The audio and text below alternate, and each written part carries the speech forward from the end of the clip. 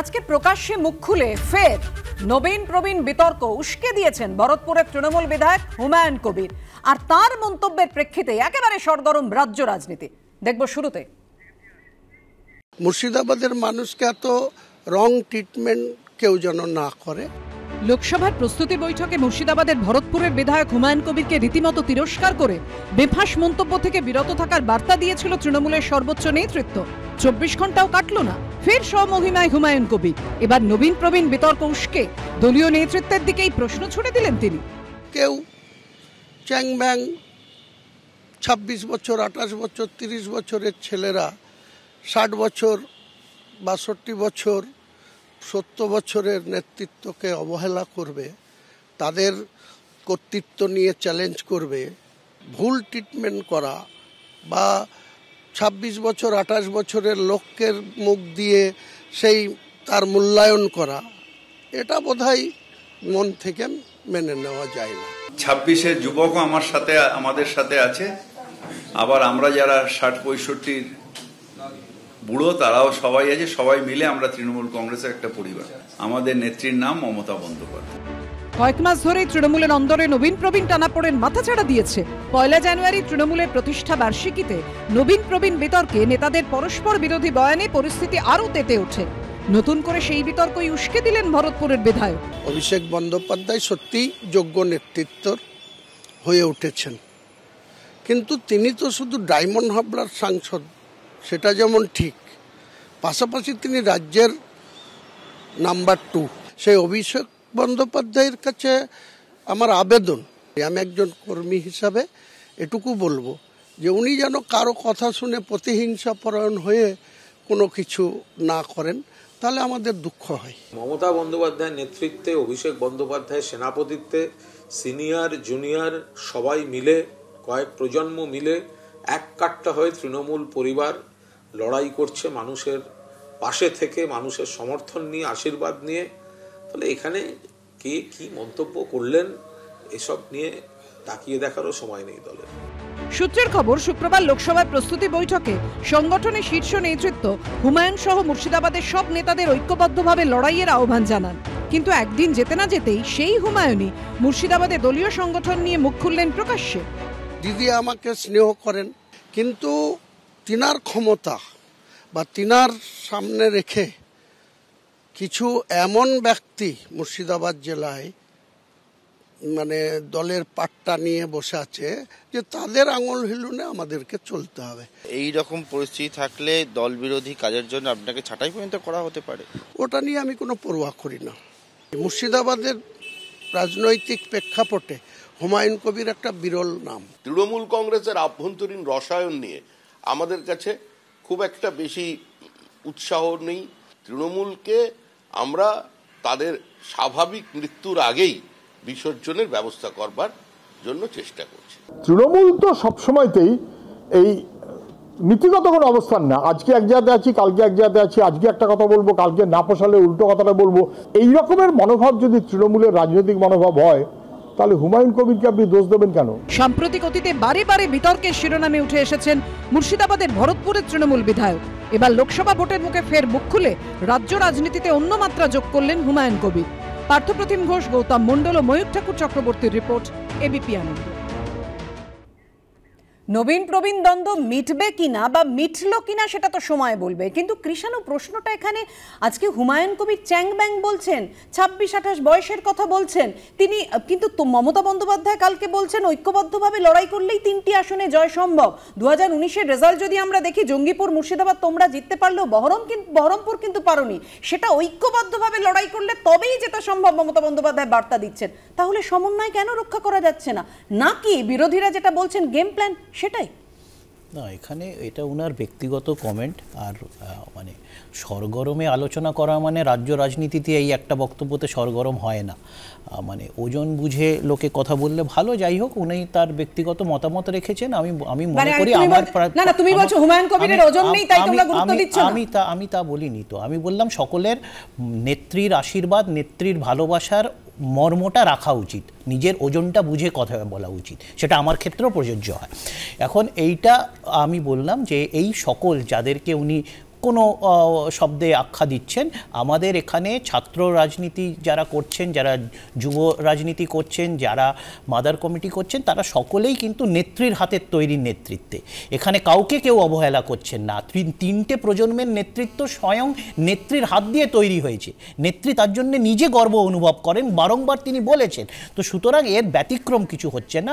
কারণ মানুষের নিজস্ব চাওয়া পাওয়া থেকে সে কিছু বক্তব্য রাখতে পারে, এটা ওনার ব্যক্তিগত বক্তব্য। এটাতে দলের আলাদা করে নিশ্চয়ই দলের সবকিছুতে নজর রাখছে, দলের শৃঙ্খলা রক্ষা কমিটিও নজর রাখছে। যদি কোনো ব্যবস্থা নেওয়া হোক তারাও নেবে। শৃঙ্খলা রক্ষা কমিটি কি নজর রাখছে আমরা জানি না। গতকাল নবীন প্রবীণ দ্বন্দ্বে যেভাবে একের পর এক আক্রমণ এবং প্রতি আক্রমণ যেভাবে যে স্তরে নেমে আসছে, তাতে সত্যি কি শৃঙ্খলা রক্ষা কমিটি আছে বা ব্যবস্থা নিচ্ছে? প্রণয়দা, দেখুন, বিয়ে বাড়িতে যখন একটা ব্যাচ খাওয়া চলে তখন পিছনে আরেকটা ব্যাচ দাঁড়িয়ে থাকে, তারা ভাবে কত তাড়াতাড়ি ওই ব্যাচটা উঠবে, আমরা গিয়ে বসবো। দেখুন, তৃণমূল কংগ্রেসের তো নীতি আদর্শ বলে কিছু নেই, মতাদর্শের কোনো লড়াই নেই। তৃণমূল কংগ্রেস করা মানে তোলাবাজি করার ফ্রি লাইসেন্স পাওয়া। যে যেখানকার নেতা সেখানকার তোলাবাজি করো, প্রশাসন কিছু করবে না। এই লড়াইটা বেসিক্যালি হচ্ছে ওই বিয়েবাড়িতে খাওয়ার মতো। যারা এতদিনের নেতা আছেন তারা তোলাবাজি করছেন, তারা সব হচ্ছেন। আর অভিষেক ব্যানার্জির নেতৃত্বে ওই যে 25-28 বছরের চ্যাংব্যাংরা আছে, সেই চ্যাংব্যাংরা এখন বলছে তা ভাই তোমরা ওঠো, এবার আমাদেরকে সুযোগ দাও। সেই জন্য আমি জানি না যে কেন এটা নিয়ে আপনারা আলোচনা করেন। এইটা তৃণমূল কংগ্রেস কোনো রাজনৈতিক দল না, কোনো নীতি আদর্শের লড়াই এখানে নেই।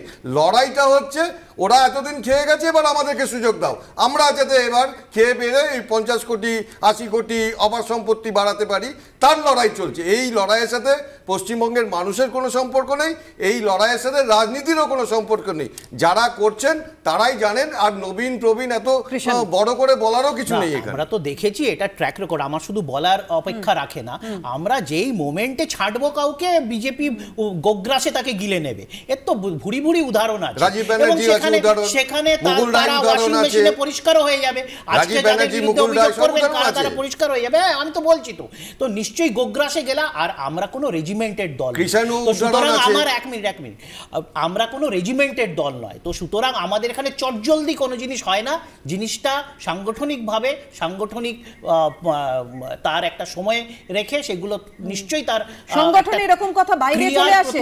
ব্যক্তি আক্রমণ এভাবে এই পর্যায়ে পৌঁছে যায় যেখানে দলের সভাপতিকে এরকম ভাবে আক্রমণ করেন সাধারণ সম্পাদক। আমি আবার বললাম, আবার বাইরে বেরিয়েছেন বলেন যে কোনো কথা শুনছেন না, মানে কোনো এক নেতাকে বলতে শোনা যায়। আমি আবার বললাম, আমাদের এখানে রেজিমেন্টেশন নেই। আমরা এখানে ঐক্যবদ্ধ পুরোটা অর্গানাইজড দল একটা। তো রেজিমেন্টেশনের মতো এক্ষুনি কেউ কিছু বললো আপনি কালকেই তার ব্যবস্থা দেখতে পাবেন, তা হবে না। তখন ব্যবস্থা নেবে দল এবং মানুষের তার উপর আস্থা থাকবে, এটাই তো আশা, এটাই তো অভিপ্রেত, তাই না? এবার আরো একটা বক্তব্য দেখাবো কৃষাণু তোমায়। কানাইয়ালাল আগরওয়ালের সঙ্গে আমরা ইসলামপুরের তৃণমূল বিধায়ককে একেবারে মঞ্চ ভাগ করে নিতে দেখেছি, কিন্তু তা অতীত। কেন বলছি? কারণ দলনেত্রীর বিরুদ্ধে একেবারে একরাশ ক্ষোভ আবার উগরে দিলেন আব্দুল করিম চৌধুরী। তিনি বললেন, আপনি বলতেন মমতাদি ইসলামপুর মানে করিম চৌধুরী, আপনি বলেছিলেন সমস্যা হলে সরাসরি কথা বলতে। তাহলে এখন সমস্যাটা কোথায় হলো? কি বলছেন আব্দুল করিম চৌধুরী, দেখুন।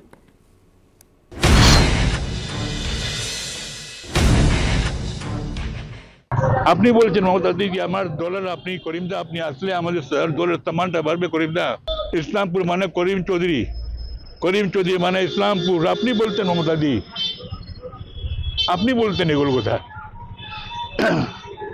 আর সেই জায়গায় আমি হেরে গেলাম। তো আমার জায়গাতে শুভেন্দু অধিকারী যে আজকে বিজেপির নেতা, যে আপনাকে সবসময় গাল দিচ্ছে, সে চালাকি করে ঢুকে দিল আমার এখানে।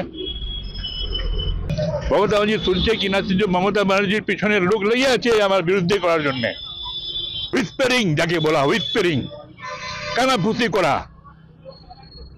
কিছু কিছু লোক স্বার্থে উত্তর দিনাজপুরের কিছু নেতা হুইসপারিং করে আমার বিরুদ্ধে খালি বলে। 5 বছর হয়ে গেছে মমতা ব্যানার্জি সে আমার সামনাসামনি কথা হয়নি। উনি নিজে বলেছেন করিমদা আপনি আমার কাছে আসবেন না, যখন আপনাকে ডাকবো তখন আপনি আসবেন। আর আমাকে বলছেন কি আপনার যদি প্রয়োজন থাকে তাহলে আপনি ববি হাকিমকে, পার্থ চ্যাটার্জিকে, অমুককে দেখাই দিচ্ছে। জুনিয়র হাঁটু বয়সের ছেলেগুলো, ওদের কাছে আমাকে যেতে হবে আমার সমস্যা হলে। আমার কোনো সম্মান নেই এখন দলে। আমাকে আবার জাকিরকে রেখেছে ছাপ্পা মার করার জন্যে। কানিয়া রেখে ছাপ্পা মারে ভোট করার জন্যে। আমি সায়নদীপের কাছে আসবো। সায়নদীপ, তোমরা কেন বলছো শিক্ষা থেকে খাদ্য দুর্নীতি থেকে নজর ঘোরানোর জন্য এটা তৃণমূলের গেম প্ল্যান? তালিকা তো একেবারে দীর্ঘ। সাংসদের বিরুদ্ধে বিধায়ক, সাংসদের বিরুদ্ধে তৃণমূলের মুখপাত্র তিনি মুখ খুলছেন, আব্দুল করিম চৌধুরী, হুমায়ুন কবির, এরা দীর্ঘ, মানে তালিকা একেবারে লম্বা। একের পর এক বিস্ফোরক মন্তব্য এদের। আমার প্রথম কথা হলো হুমায়ুন কবিরের কথা অনুযায়ী কৃষাণু চ্যাং না ব্যাং আমি ঠিক বলতে পারবো না। দ্বিতীয় কথা হলো যে ছাপ্পা মেরে ভোট করাটা তার মানে তৃণমূলের একটা ট্রেডমার্ক, এটা ওনার কথায় প্রমাণ হলো। আর হলো যে মমতা ব্যানার্জির রাশ ক্রমশ আলগা হচ্ছে, কারণ উনি কয়েকদিন আগেই বলেছিলেন যে দলে এইসব নবীন প্রজন্ম নিয়ে কেউ কথা বললে তাদেরকে বার করে দেবো। তার হিম্মত হয়নি, কারণ এর কিছুদিন আগেই হুমায়ুন কবিরকে একসময় সাসপেন্ড করা হয়েছিল, সেই হুমায়ুন কবিরকে আবার ফিরিয়ে আনতে বাধ্য হয়েছিলেন। এখন হুমায়ুন কবিররা বা এই করিম চৌধুরীরা কালীঘাটে কী ধরনের খাদ্য সরবরাহ করে তার উপর নির্ভর করবে কে দলে থাকবে আর কে দলে থাকবে না সেটা। এবং আমার কথা হলো যে এরা সেন্ট পাচ্ছে কি না যে তৃণমূলের শেষে শুরু হয়ে যাচ্ছে, তার জন্য এত কথা বলছে। আসলে মুদ্রা কথা, চুরির টাকা, চাকরি বিক্রির টাকা, কয়লা পাচারের টাকা, গরু পাচারের টাকা, এই নিয়ন্ত্রণ করার পাওয়ার সেন্টারটা কার পক্ষে থাকবে? পিসি না ভাইপো, তাই নিয়ে কালীঘাট এবং ক্যামা স্ট্রিট তাদের মধ্যে দ্বন্দ্ব। এবং আমরা পশ্চিমবাংলায় আবার একনাথ শিন্ডে বা অজিত পাওয়ার এই ট্রেন্ড দেখতে পাবো কিনা সেটা পশ্চিমবাংলার মানুষ সেটা অপেক্ষা করছে, কিন্তু এটা তৃণমূলের আভ্যন্তরীণ ব্যাপার। এই নিয়ে পশ্চিমবাংলার মানুষের এই চুরি চুরির টাকার ভাগবাটোয়ারা নিয়ে কোনো উৎসাহ নেই। উৎসাহ কিন্তু এতক্ষণ ধরে সায়নদীপ বলল, তার আগে সুজন চক্রবর্তী বলল, কেন কি মিডিয়ার লাইমলাইটটা তৃণমূলকে অ্যাটাক করলেই পাওয়া যাবে। কিন্তু তুমি একটা কথা বলো, কৃষ্ণ কি বলছেন যে আমার উপর আবার জাকিরকে রাখা হয়েছে ছাপ্পা মারার জন্য, কানাইয়াকে রেখেছে ছাপ্পা মেরে ভোট করার জন্য। আমি আবার বললাম যে পাবলিক লাইফে কি হয়, পাবলিক লাইফে কোনোটাই চিরন্তন নয়। পাবলিক লাইফে নিশ্চয়ই আমরা জানি একসময় আমাদের দেশের নেতা গান্ধী পরিবারের ছিল, এখন লোকে অনেকেও মোদির নাম করে। আমাদের রাজ্যে মমতা ব্যানার্জি, একসময় আমরা বিধান রায়ের নাম শুনেছি।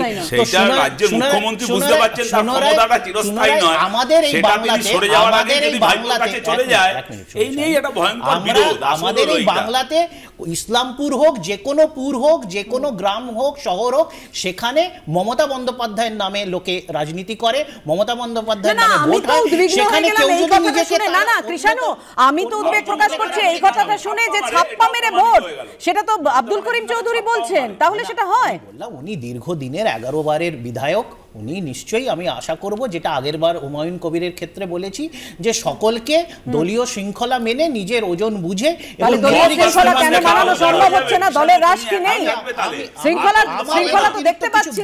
আমার এর অতিরিক্ত কিছু বলারই। দেখুন, কিষাণুর সাথে আমি 100% একমত যে মমতা ব্যানার্জির নামেই সব হয়।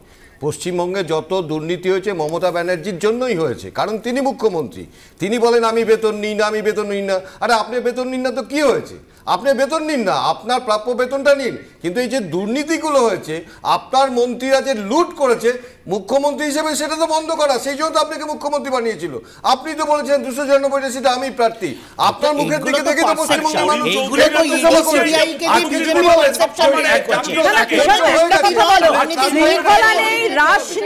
সেই কারণেই কি তোমাদের বারবার কোনো ঘটনা ঘটলেই জনরোষের তত্ত্ব সামনে আনতে হয়?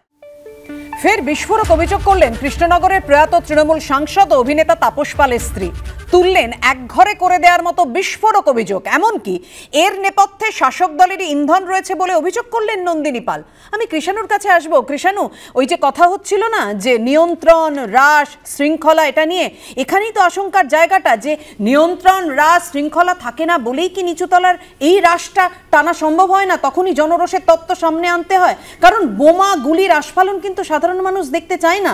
যে কারণে নন্দিনী পাল 12 তারিখ বলেছিলেন এই ইন্টারভিউর পর এমন হতে পারে যে আমাদের বিপদে ফেলতে পারে তৃণমূল, আর সেই আশঙ্কায় কি সত্যি হলো? আমি জানি না কি ঘটনা ঘটেছে বা আদৌ কিছু ঘটেছে কিনা, তবে বিষয়টা আমি আবার বললাম, আমাদের দলে এইভাবে তো রেজিমেন্টেশন হয় না যে মানে এক সময় রামকেও পণ্য করে নিলাম, বা LIC বিক্রি করতে করতে রামনামও বিক্রি করলাম, বা মানুষ মারতে মারতে মরিচঝাপি করে দিলাম, বিজন সেতু করে দিলাম। এরকম অর্গানাইজেশন, রেজিমেন্টেশন আমাদের দলে নেই। যারা আছে তারা অনেক নীতি আদর্শ, তৃণমূল নীতি কতটা আছে, কতটা নীতিহীন, এইসব নিয়ে বলতে পারে।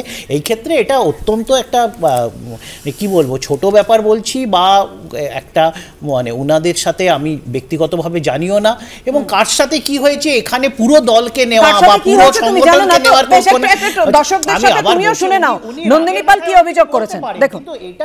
শহরে গলফ ক্লাবের মতো জায়গায় থেকে একঘরে হতে হচ্ছে আমাকে আর আমার মেয়ে। আমরা কথা বলেছিলাম কার এগেনস্টে? শাসক দলের এগেনস্টে। তো আমার ধারণা সে তারা ছাড়া আর কারা করবে? তাদের ইন্ধন না থাকলে তো এটা হতে পারে না। মানে একটা অর্গানিজম, রাইট? আমরা একটা মানে মাইক্রো অর্গানিজমে থাকি, যে মুদিখানার দোকান থেকে খাবার মানে জিনিস আসবে, কাপড় জামা আমরা ইস্ত্রি করতে দেব, বা কোনো কাজের দিদি বা মাসিরা আসবে, ঠিকের কাজ করে দিয়ে চলে যাবে, ভেরি সাটলি একটা আসছে না। Horrible feeling, this is my city, এটা আমার বাড়ি, এরকম করে আমি আজকে মায়ের থেকে বেশি ভেঙে পড়েছি। I am feeling very very devastated. এখানে শাসক দলের একজনের কাছে সবাই পাপেট, যার জন্য আমি বললাম এই দলে ঢুকতে গেলে মেরুদণ্ডটা পাশে রেখে দিয়ে আসতে হয়, যেটা তাপস পাল কোনোদিন পারেনি, তাই জন্য তাকে ফেলে দেওয়া হয়েছে। মারাত্মক অভিযোগ করছেন এবং বলেছেন তৃণমূলে থাকতে হলে মেরুদণ্ড রেখে আসতে হবে। প্রণয়দা, আসবো কৃষ্ণ তোমার কাছে। দেখুন, তৃণমূল কংগ্রেস যখন প্রতিষ্ঠা হয় 98-99 সালে, মমতা ব্যানার্জি তখন এমপি ছিলেন, আর পশ্চিমবঙ্গের বিধানসভায় তৃণমূল দলের যিনি রিপ্রেজেন্ট করতেন তার নাম হচ্ছে পঙ্কজ ব্যানার্জি। সেই পঙ্কজ ব্যানার্জি হয়তো এই তৃণমূল কংগ্রেস ক্ষমতায় আসা তার আগের যে ব্যবস্থায় মেনে নিতে পারেননি, পরবর্তীকালে কংগ্রেসে গেছিলেন, আর তারপরে তার মৃত্যুর পরে তৃণমূল কংগ্রেসের কেউ তার সাথে দেখাও করতে যায়নি। এইটা হচ্ছে তৃণমূল কংগ্রেস।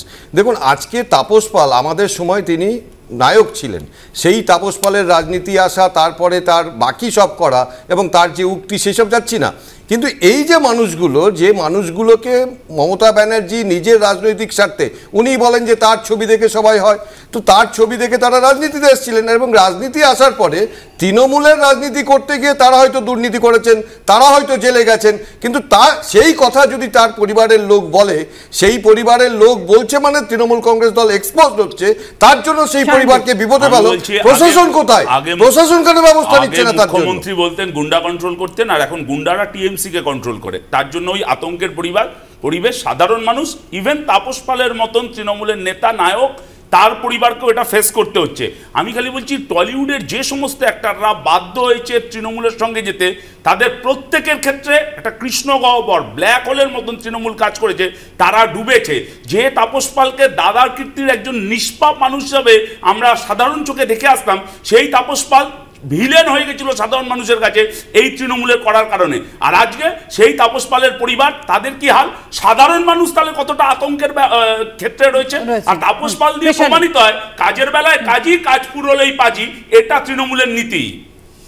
না, আমি এখনো অবধি বুঝতে পারলাম না যে বিষয়টা কি, মানে ওনারা যে অভিযোগ করলেন, এই অভিযোগটা কিসের ভিত্তিতে, মানে কি ঘটনাটা ঘটেছে আমি এখন অবধি জানি না। আমি আবার বললাম, রাগের মাথায় বা কোনো কারণে দুঃখের সময় মানুষের সব কিছু নেগেটিভ মনে হয়, এটাও ওরকম হয়ে থাকে, এটা একটা বিরোধীদের কথা বলার জায়গা করে দিয়েছে। আমি আবার মনে করি এইরকম রেজিমেন্টেশন আমাদের দলে নেই। মানুষ মারবো বলে মরিচ ঝাঁপি বিজন সেতু করে দিলাম, আবার দেশ বেচবো বলে এলআইসি বেচে দিলাম। ওনারা যোগাযোগ করেছেন, তার সত্ত্বেও শাসক দলের তরফ থেকে শীর্ষ নেতৃত্ব ব্যবস্থা নিলেন না কেন, প্রশ্ন তুলছেন তাপস পালের স্ত্রী। ঘটনাটাই জানলাম না যে উনারা কিসের ভয় ফিল করছেন, উনাদের সাথে হয়েছে কি? তো না, এটা হয় না। যে অভিযোগ করছেন তাপস পালের স্ত্রী এবং মেয়ে, যে এক ঘরে করে দেওয়া হয়েছে এবং তারা আক্রান্ত হতে পারেন, নেপথ্যে শাসক দলের ইন্ধন রয়েছে, যে প্রশ্নটা, যে উদ্বেগের জায়গাটা এখান থেকে তৈরি হচ্ছে, যে তাহলে সাধারণ মানুষের কি হবে। অবশ্যই এই বিষয়ের সমস্ত আপডেটের দিকে আমাদের নজর থাকবে এবং আপনাদেরকেও দেবো, কিন্তু এই মুহূর্তের আলোচনা এখানেই শেষ করছি। একটু পরেই দেখুন চটজলদি নয়, চোখ রাখুন এবিপিএন।